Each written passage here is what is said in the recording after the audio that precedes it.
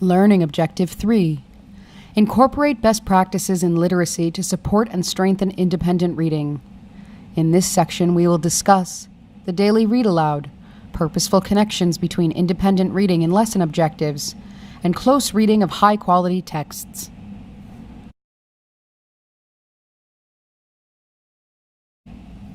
The beloved read aloud is one of the most important portions of the day. It is also a practice that directly relates to independent reading in many ways.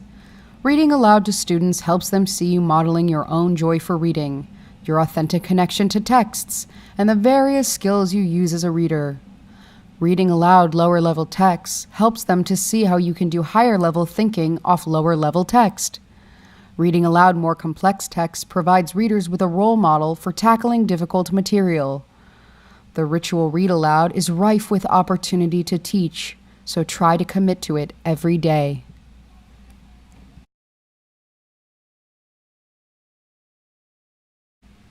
The connections between independent reading and lesson and unit objectives should be purposeful. Independent reading shouldn't exist outside of the regularly planned daily, weekly, or unit lessons so that it is unrelated to the work done there. Instead, it should be a connected and supported portion of the plan. This way, the work students do with their own chosen books acts as practice for students as they navigate these new skills. This model can work with just about any standard objective required in your grade level. Let's take a look at a few examples. Perhaps the focus of your daily lesson is a process focus, like how to choose books or building stamina.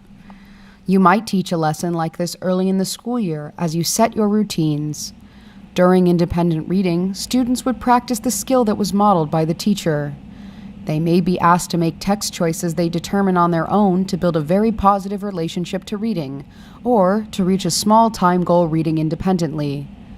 The teacher can then coach into the daily focus by helping students to select text based on their favorite author, topic, or passions that they care about, and genres they like and want to explore, which also relate to the big ideas of the unit or lesson.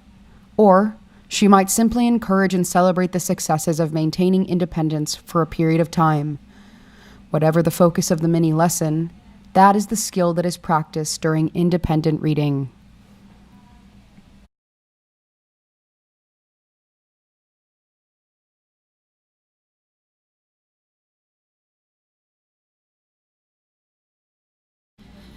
If the focus of the daily lesson is a strategy focus, like solving tricky words or analyzing a character's choices, then that work is expected during independent reading time. Students use their time to replicate the modeled skill and receive coaching from the teacher.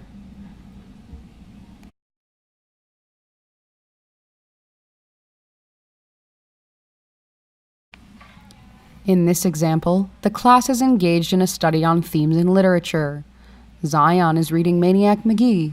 He connects the theme of friendship to the experiences of the character of Maniac.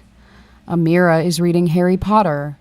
She connects the theme of friendship to the relationship between Harry and Hermione. Each student is able to do the work in his or her choice of text. Later, during partner share time, students could then engage in conversation with a reading partner to compare and contrast their findings.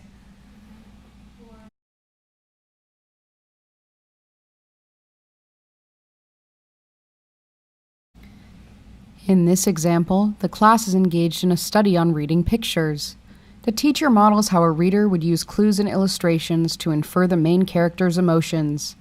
Then, students are asked to do the same with their independent reading books.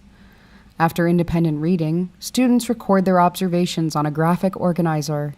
Later, they share their observations with a small group of peers.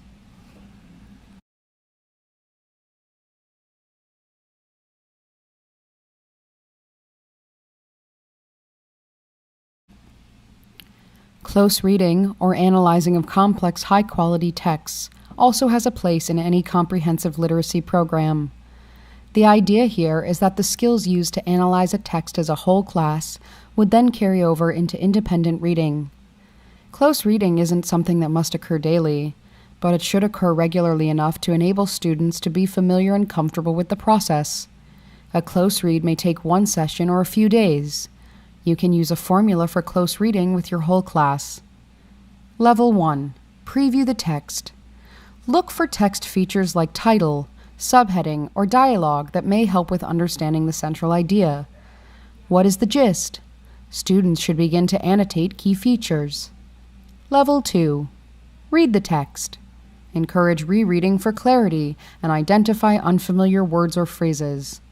Students should then summarize the text. Students should begin to determine what is important. Focus on the first two protocols. With younger students, it might be helpful to use photographs, wordless picture books, and short texts.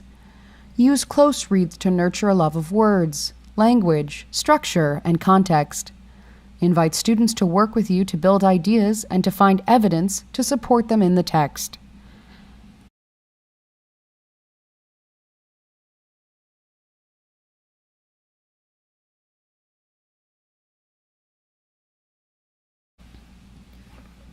We can add a few more levels to the close reading protocol for older children. Level 1. Preview the text. Activate background knowledge, notice text structure.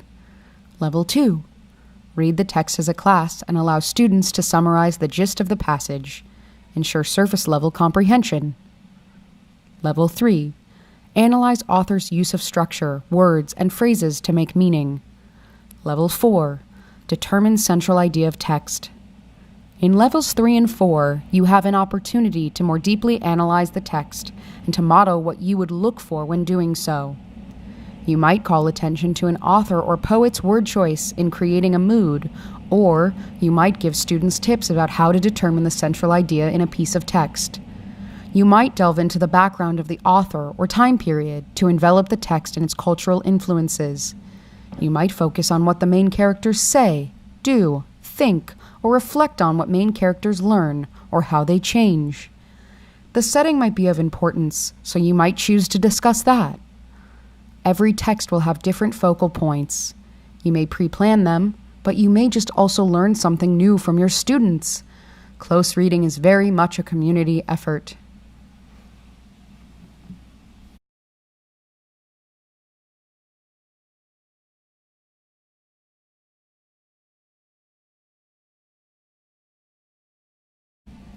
Close read can also be conducted with nonfiction texts.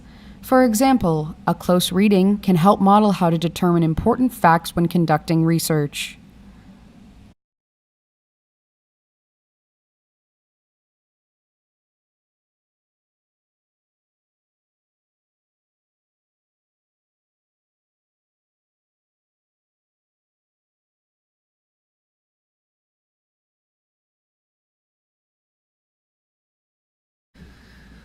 Goal-setting activity.